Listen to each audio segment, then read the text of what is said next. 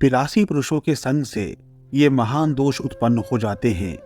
धन का नाश, स्वास्थ्य का नाश, आयु का नाश, सादगी साधुता का नाश, स्वार्थ का नाश, धर्म का नाश, सत्य का नाश, वैराग्य का नाश, भक्ति का नाश और ज्ञान का नाश।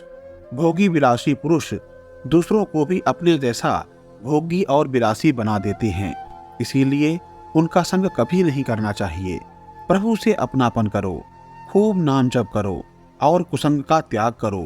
पहले प्रभु से अपनापन करके खूब नाम जप करने की इसलिए बात कही गई है क्योंकि कुसंग जो भी गंदे आचरण हमारे अंदर है उनका त्याग हम तब तक नहीं कर सकते जब तक हमारे पास नाम बल नहीं है। यदि हम जान रहे हैं कि अमुक चीज नहीं खानी चाहिए या ये कार्य नहीं करना चाहिए, लेकिन यदि भजन बल नहीं है तो आप वही चीज खाएंगे और वही गंदा कार्य करेंगे, दूसरों को उपदेश करेंगे, लेकिन स्वयं असत आचरणों को नहीं छोड़ पाएंगे क्योंकि आपके पास उसको त्यागने की शक्ति नहीं है, बल नहीं है। ये बल कहाँ से आता है? ये बल नाम जप से आता है, भजन से आता है, जिसको हम जानते हैं कि ये आचरण बुरा है तो उसको छोड़ने की सामर्थ्य हमें नाम प्रदान करता है।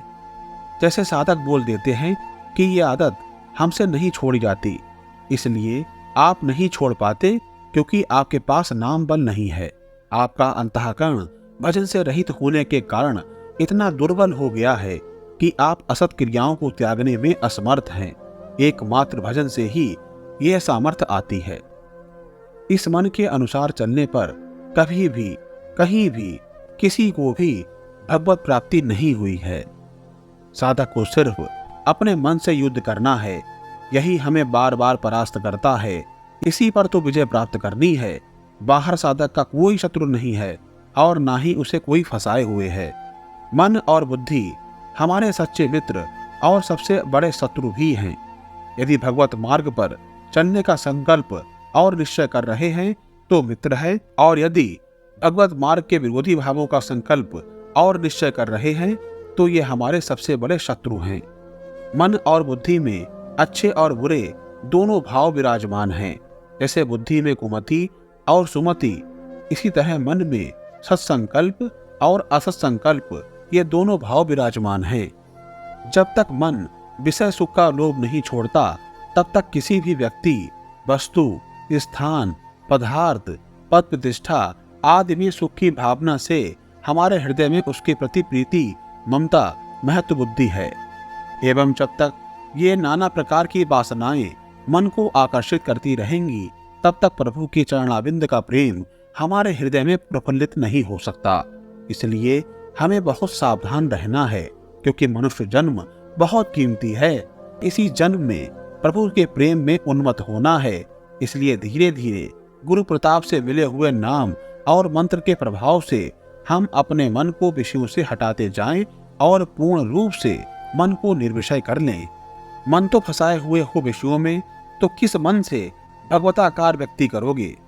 किस मन से आप प्रभु का अनुभव करोगे? किस मन से आप प्रेम प्राप्त करना चाहते हैं? मन तो एक ही है ना, और ये विषयों में जा रहा है तो कैसे बात बनेगी? कबीरा मन तो एक है, चाहे जहां लगाए, चाहे हरि का भजन कर, चाहे विषय कमाए। इसीलिए साधक को विषयों में जाने से मन को रोकना चाहिए और निरंतर प्रभु में लगाने का प्रयास करना चाहिए। मन को मारने के लिए साधक को स्वल्प आहार लेना चाहिए एवं आसनों पर बैठकर मौन गंभीर होकर निरंतर भजन चिंतन करना चाहिए। वे साधक ही क्या, इसे काम क्रोध आदि का इतना लंबा चिंतन हो जाता है कि वह विचलित हो जाता है। जरा विचार करो, कितना खाली है वह साधक। विकार की स्फुरता होना अलग बात होती है, लेकिन उसमें डूब जाना, उसके अनुसार चेष्टा करना, मतलब कितना अंतराय है। साधक को इतना समय कैसे मिला कि वह विकार इतना मनन कर रहा कि आप बाहर देख लें, आप वैसी चेष्टा कर लें। इसका तात्पर्य है कि आप अविकल भजन में नहीं हैं। अगर सदा सर्वदा प्रभु का चिंतन और भजन करते हो, आप सतत भगवत चिंतन के बल से मन की समस्त वासनाओं को रौंद डालते रहेंगे। जैसे मिश्री के खिलौनों को जितर से भी चखो, मीठा ही मीठा है, ऐसे ही प्रभु में आनंद ही आनंद है। प्रभु आनंद स्वरूप हैं। आप उनसे जुड़कर तो देखिए।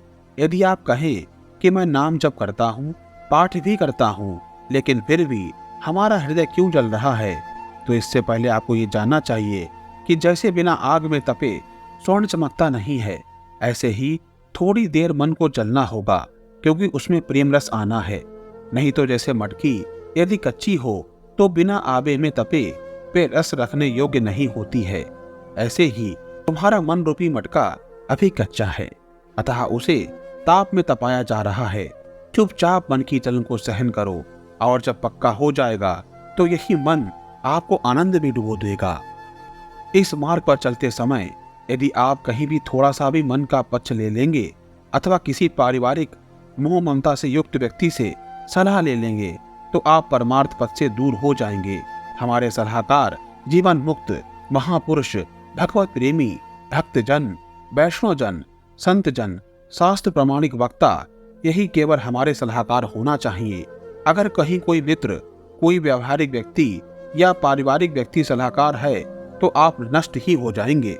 जगत के संबंधों में रत व्यक्ति हमारा सलाहकार नहीं हो सकता। उसकी सलाह मानोगे तो वे जहां फंसा है वहीं फंसाने की बात करेगा। अनुकूलता हमारे हृदय में हर्ष और गर्व पैदा करके हमें भगवत विमुख करती है, और प्रतिकूलता हमारे हृदय में शोक आदि पैदा करके।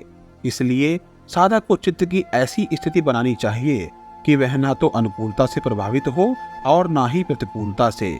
कोई भी द्वंद्व आप पर प्रभाव न डाल पाए, कोई भी भोग आपके हृदय में कामना उत्पन्न ना कर पाए, कोई भी संग आपको प्रभु के रंग से ना हटा पाए, अर्थात कोई भी सुख दुख कष्ट आपकी भगवत स्मृति के तार को ना तोड़ पाए, तो समझ लेना कि आप भगवत प्राप्ति के योग्य हो चुके हैं। इस वीडियो में फिलहाल इतना ही।